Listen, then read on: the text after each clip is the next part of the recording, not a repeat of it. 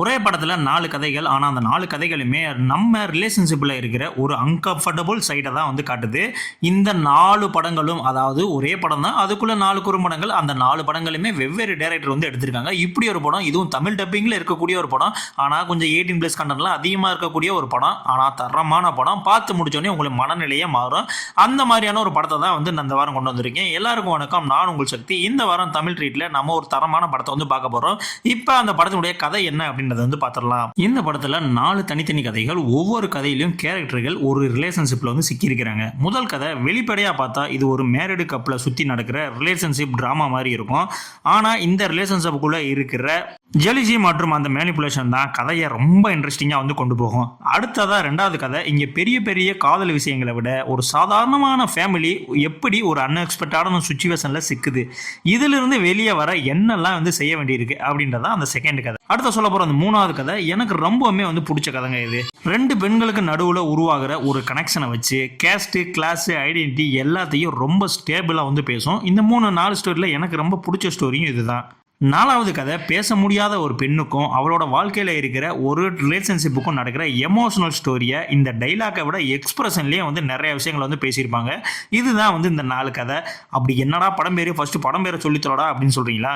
இந்த படம் 2021 நெட்ஃப்ளிக்ஸில் ரிலீஸ் ஆன அஜீப் தஸ்தான்ஸ். இந்த படம் உங்களுக்கு தமிழ் டப்பிங்கில் நெட்ஃப்ளிக்ஸ்லேயே வந்து அவைலபிளாக இருக்குது. இப்போ நான் சொன்ன இந்த படம் ஒரு ஆந்தாலஜி படம். நான் சொன்ன மாதிரியே 4 சிறுகதைகள் ஒன்றா சேர்ந்து ஒரு படமாக வந்து எடுத்திருப்பாங்க. இந்த 4 கதைகளுமே வேறு லெவலான ஒரு படங்க. ஏன்னா நீங்கள் பார்த்து முடித்த பிறகு வந்து மென்டலி வந்து உங்களுக்கு ஒரு டிஸ்டர்ப் ஆகும். நீங்கள் தான் உலகத்திலே நல்லவன், நாம தான் ராமர் அப்படின்லாம் நினச்சிட்டு இருக்கீங்களா? இந்த படம் பாருங்கள், கண்டிப்பாக உங்கள் மனசு வந்து மாறிடும். இல்லை நான் வந்து ரொம்ப கெட்டவன்ப்பா, எனக்கு வந்து இதெல்லாம் பிடிக்காதப்பா அப்படின்ற மைண்ட் செட்டில் இருக்கீங்களா? கண்டிப்பாக அந்த படம் பாருங்க. அந்த மைண்ட் செட்டும் வந்து உங்களுக்கு மாறும். அந்த மாதிரியான ஒரு படம். அதுலயும் மெயினா அந்த 3ஆவதா இருக்கக்கூடிய அந்த ஒரு ஸ்டோரி லைன் இருக்குல்ல, அது செம்ம சூப்பரா வந்து பண்ணியிருப்பாங்க. அந்த 4 எலமெண்ட்லயுமே வந்து பாத்தீங்கன்னா கொஞ்சம் அடல்ட் சீன் மட்டும் வச்சு விட்டானுங்க. இந்த அடல்ட் சீன் மட்டும் இல்லாம இருந்துச்சு அப்படின்னா கண்டிப்பா ஃபேமிலியோடய பார்த்து என்ஜாய் பண்ணுங்கப்பா அந்த படத்தை.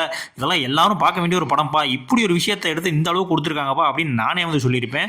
பட் இந்த மாதிரி விஷயங்கள்லாம் இருக்கனால தான் வந்து என்னால் வந்து அதை ரெக்கமெண்ட் பண்ண முடியல. உண்மையிலே ஒரு தரமான படம்.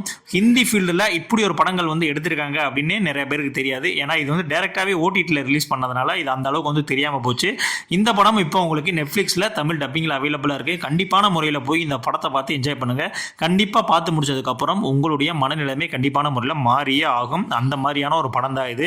இதே மாதிரியான அடுத்த ஒரு தமிழ் ட்ரீட் எபிசோடில் இதே மாதிரி உலக படங்கள் தமிழ் டப்பிங்கில் இருக்கிற மாதிரி உங்களை வந்து நான் சந்திக்கிறேன். அதுக்கு முன்னாடி நம்மளுடைய சேனலை சப்ஸ்கிரைப் பண்ணலன்னா கண்டிப்பாக சப்ஸ்கிரைப் பண்ணிக்கிங்க. நம்மளுடைய சேனல் பெரிய சேனலாக சின்ன சேனல் தான். ஸோ நீங்களாம் சப்ஸ்கிரைப் பண்ணாதான் நம்மளுடைய சேனல் மென்மேலும் வளரும். இதே மாதிரி அடுத்த ஒரு வீடியோவில் வந்து பார்ப்போம். நன்றி.